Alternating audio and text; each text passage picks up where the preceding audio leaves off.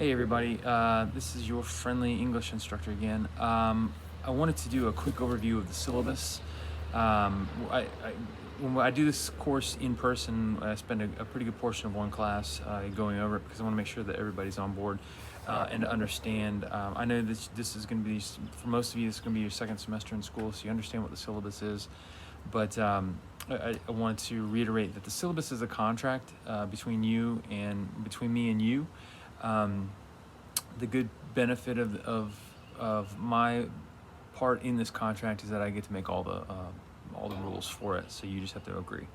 But really, this is just the way that I'm telling you that I'm going to structure this class and my expectations of you and what I'm going to make sure that your expectations should be of me, and I'm going to hold myself to those.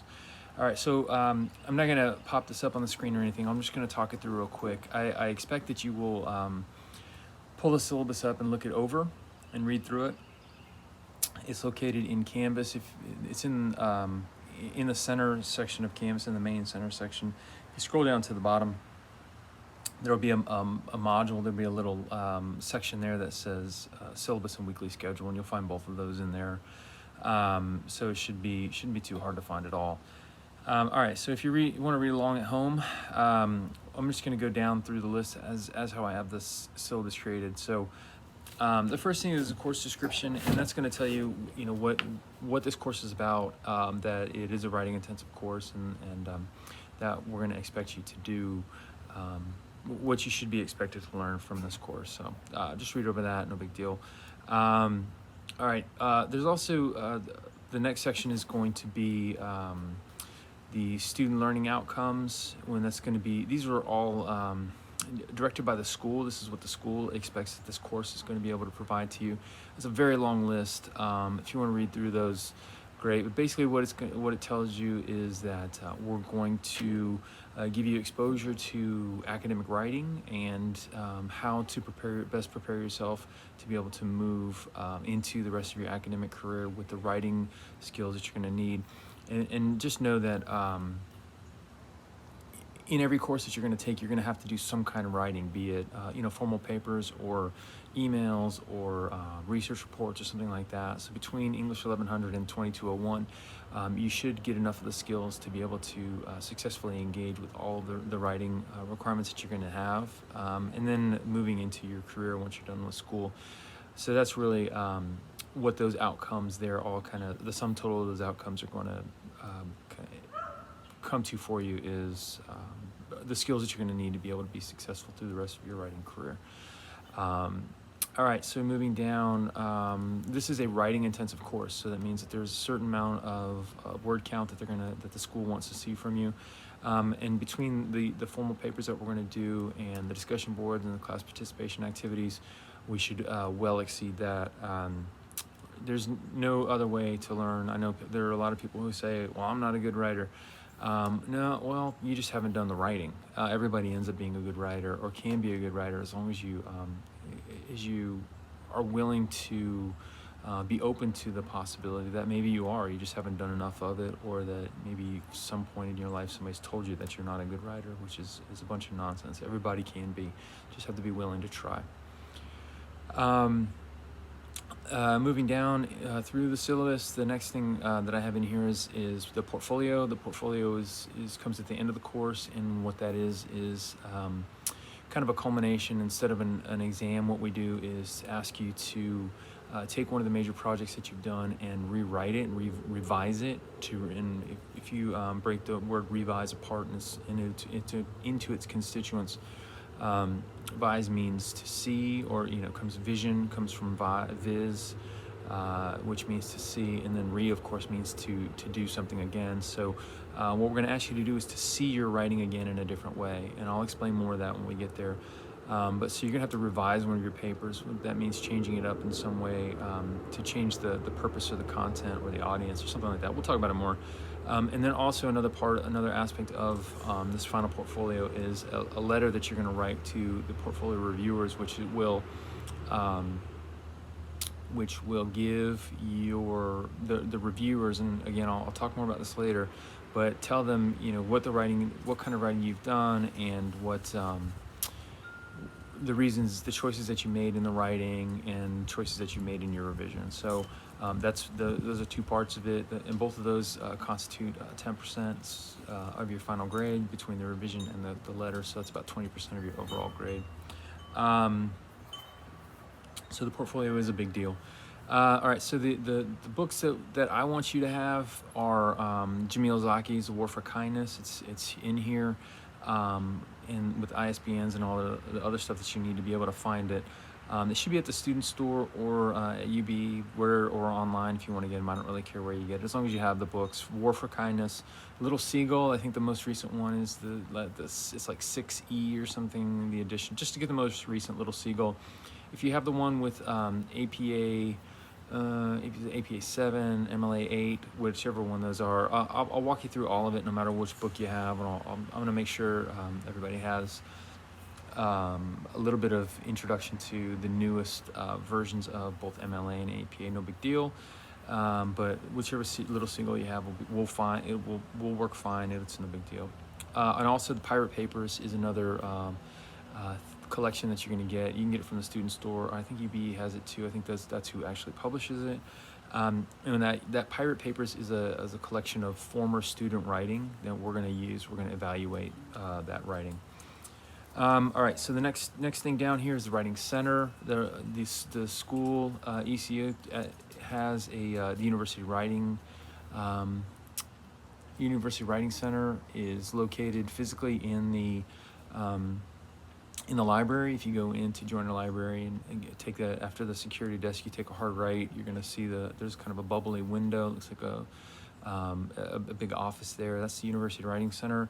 In less pandemic-y times, you would be able to go in there and set up an appointment and actually sit down at a desk with folks. But they have always had the option that you still are going to have access to, which is to meet online with counselors, with writing coaches there, and they can both help you with any stage of your writing. I like that particularly to have you guys set up appointments right before a paper is due, not the day of course, but a day or so in advance, and have try to get some help from the Writing Center to have them look over and check the format of your paper for whichever format style that you're using, and then also check your sources list, your bibliographic list, whichever that is going to be, if it's a references or works cited list, whichever it is. The Writing Center can do a whole lot. It's just a matter of signing in, getting an account with their system. You can upload your papers, and if you want, you can video chat with them or just send them an email and say, hey, can you help me out, look this paper over. The Writing Center is an incredible resource that you can use. You get an hour a day, every single day that you're at school. So be it for this class or for any other, I really can't urge you enough to take advantage of the Writing Center. I used to work there, and it was a lot of fun. To be able to help folks like you who are kind of newer to academic writing to make them a little more comfortable with what they're doing. So so please set up an account and use the Writing Center as best you can. All right, there's a whole bunch of stuff here for COVID-19. This is going to be an asynchronous course, so it's not going to affect us, but I still had to have it in here, which is fine. It's still all good stuff to think about. There are going to be 3 major projects. I'm going to talk in depth about each one, but just so you know up front, the 3 major projects are, there's a Writing to Reflect project, and that's going to ask you to think back. I'm going to ask you to think back on your life a little bit and contextualize some things that have happened to you, some experiences that you've had. So this isn't going to be a research paper. The second one is a Writing to Analyze, and what I'm going to do is ask you to do a rhetorical analysis on something that you pick, and we'll talk more about that later. I'll tell you in advance that this is the one that I think trips up most students, because I'm asking you to do a little thinking instead of just fill in the blank kind of regurgitation of information. And so I think a lot of people get tripped up actually having to think a little bit. So be prepared for that. I will not. We're going to spend plenty of time, tons of videos like this, and I can meet with folks individually. I'm going to do some lecture-y kind of things to help you along. This is in this asynchronous format. I think that rhetorical analysis is probably the most difficult thing. just because it's helpful to be in the same room and be able to talk and answer questions and see the the blank stares, so that I can help you work through those as best we can. Just understand rhetorical analysis, as we're going to do it, is not an easy task because it requires you to think and research. So it's hard. And then the final one is a persuasion or persuasive essay of about 1,800 words. So it's going to take, it's going to require you to use research skills that we're going to build on, and also good planning and organization, so that you get that length of that paper done and not come up short. All right, late work. I'm not a big fan of late work. I don't accept it. Class participation activities, those are going to be spread throughout the course. Things I'm going to ask you to do, some outlining and thesis work and all those kinds of things, and that's going to add up to that 10% that you're going to see in the grading section. Those class participation activities are going to be fairly important for you to do that. All right, next, plagiarism. There's no excuse for plagiarism at all. If you are already going to borrow somebody else's work, then all you really have to do is give them credit for it. It is so easy. If you're going to steal somebody's paper in totality, I've had people try to do that before. I will find out about it. It's not that hard for me to do. I'm going to use a plagiarism checker, and it will tell me if we suspect plagiarism. The easiest thing to do is just to not do it. You can fail the class, you can fail the paper, fail the class. If there are 2 suspected incidents of plagiarism or some type of academic integrity violation, you'll be kicked out of the school.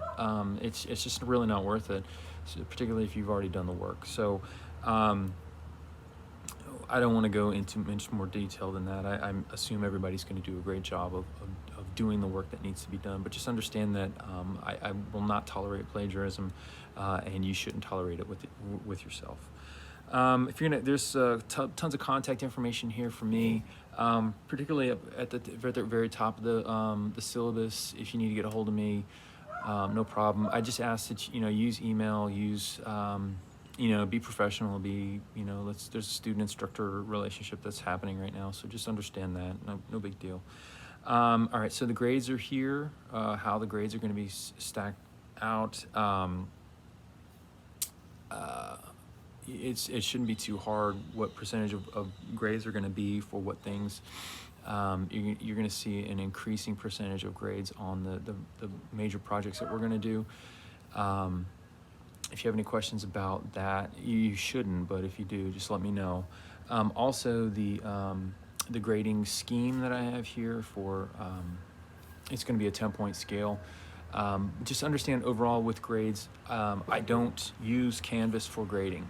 I do grading through a separate system after the fact, just because things change, and I just don't have the brain power to be able to handle switching around grades and stuff and weighting grades properly in Canvas. So I do that later.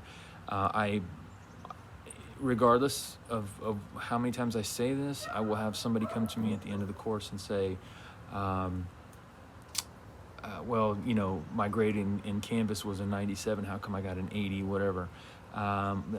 Because I don't use Canvas for grading, because the weights aren't going to be in there right. So just understand that now. If you have questions about your grades at any point, I can help you calculate those out, but you should be able to do that yourself. It's not too hard. Just take a couple of minutes. If you're really that concerned about your grades, I can help you with it. All right, so that's the syllabus. If you have any questions about it, there's not gonna be a quiz about it or anything. I know some people do that, have you go through the quiz and I'm just gonna expect that you're gonna be an adult and read through it and understand it and agree to it. By joining this class and participating in this class, that means that you're going to assent to the stipulations in the syllabus, which I don't think are overly taxing. You should be just fine. But if you do have any questions about your syllabus, just let me know. All right, talk to you guys later.